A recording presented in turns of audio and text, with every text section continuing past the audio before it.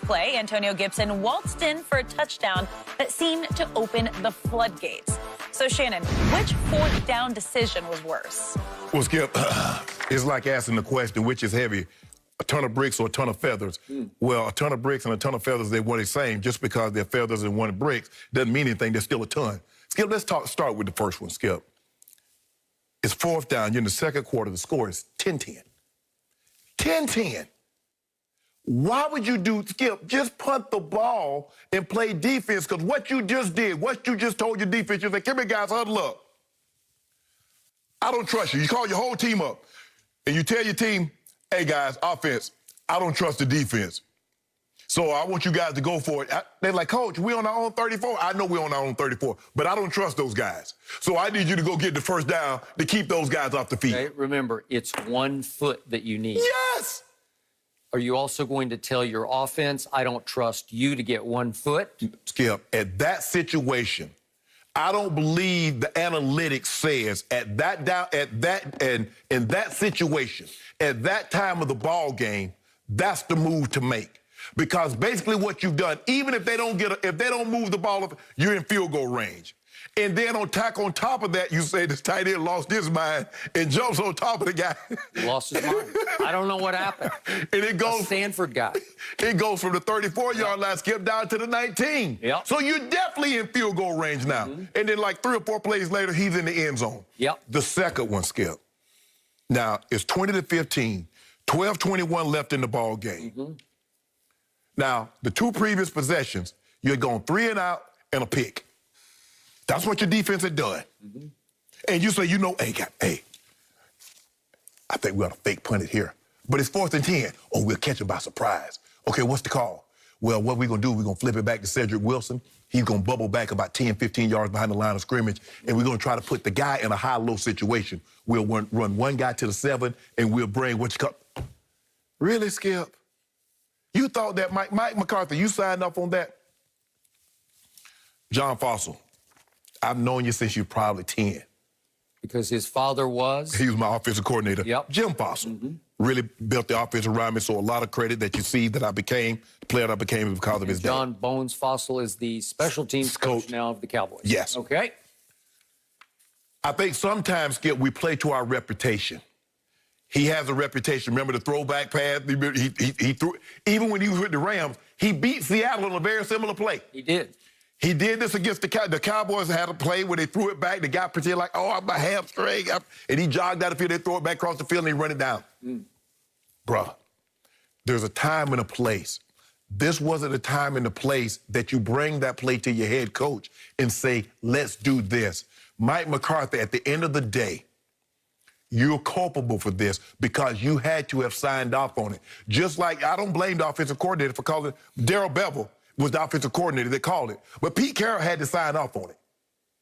Mike McCarthy, why would you do this? Skip, that's horrible coaching. I get it. The defense isn't very good, but they had played good the last 2 possessions, and there was no reason. Now, if Washington had gone down the field both times, maybe.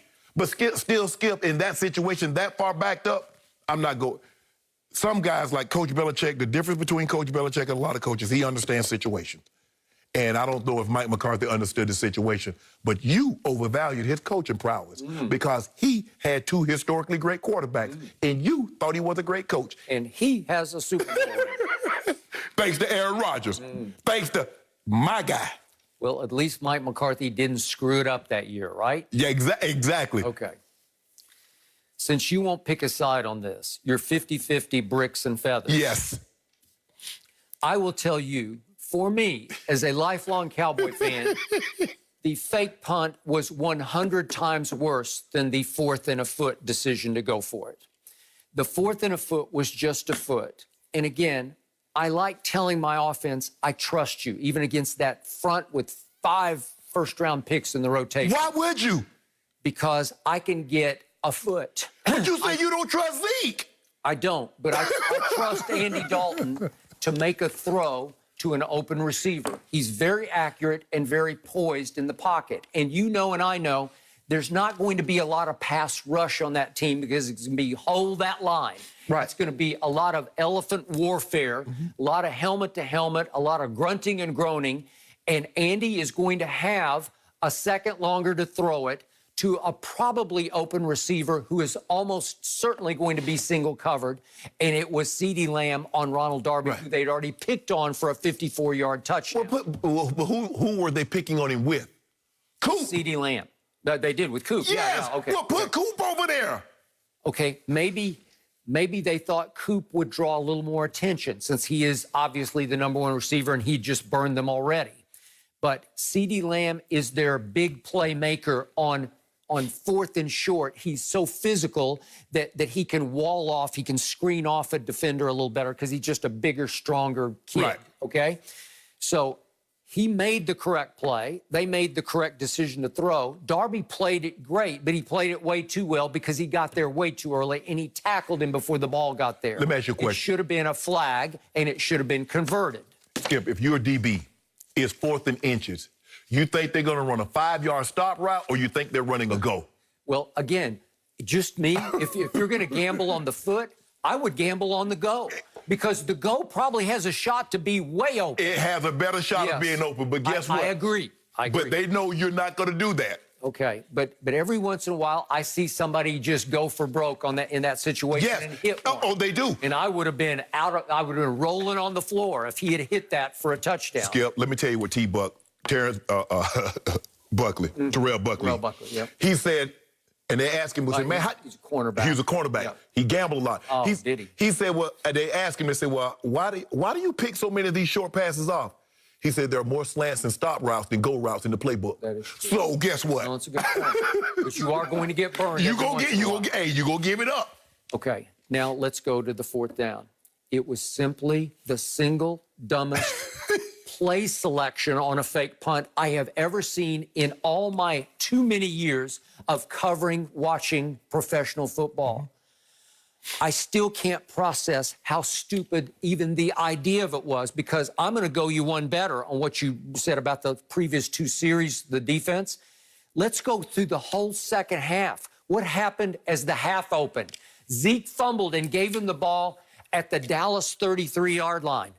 They get stuffed and stopped and held to a field goal on a short field to hold the Washington offense the way it had been going in the first half to a field goal. Isn't that a win for the Dallas defense? And then after that, they pick off and return an interception of Alex Smith. Jalen Smith obviously got all the way down to the 4. So you're doing something good. You actually forced a rare turnover. Right. So you're feeling pretty good because then you come right back out and you make them punt. 3 and out. Okay, so those are the 3 Washington possessions so far in the second half, most of them obviously in the third quarter. Field goal on a short field, interception return to the 4, and punt. Okay, your defense has started to settle in and started to lock down and figure it out, right? Right. It is starting to play the way it played against Minnesota and even against the Steelers. It's starting to look like a real live defense. Right. You're 4th and 10 at your 24. If you were 4th and 3, I'd say, well, okay, I got it. But you better have a play. Yeah. And it better happen fast because the only way fake punts work is by surprise attack. Right. You catch the punt return unit completely off guard because they're not ready for this trick play that happens like electricity. You know, it's just like, and it just happens. And it usually requires a replay to say, how did they do that? It's usually a snap to the up back, right? Right. And maybe he runs it for 5 yards. Right. But you only need 4, so you go for 5. Or you get a situation, Skip, you see what happened in the Rams game against Tampa, where the guy, they snap it to the punter raises up and throws it to the guy because he caught the guy trying to do something sneaky. Okay. But the bubble 15 yards back. So you run a reverse play, and I don't know how much they had practiced this play because it looked like they'd never practiced it because Cedric Wilson loops so deep into the backfield. He is running the wrong way for 15 yards. He's running. It's actually 14. He was 14. He was 4 yards beyond where the punter was going to receive the snap. Okay? And the snap goes to the up back, Darian Thompson, who immediately flips it to Cedric Wilson, a former high school quarterback at White Station High School in Memphis, Tennessee, went to Boise State.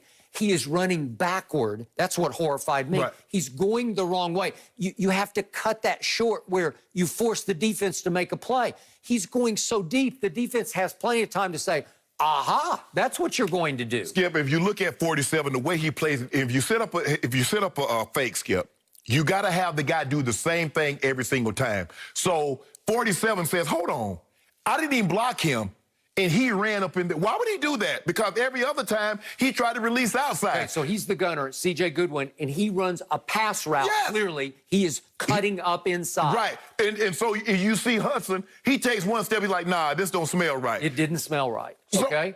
All right, and here comes the punter, who's only been there for 3 weeks. Right. Hunter, what's his name? Nusswinder, I'll get it right. Yeah. But he's 6'5", 243. That's Right. what he's listed. So I think the idea was he's going to run a little out route like a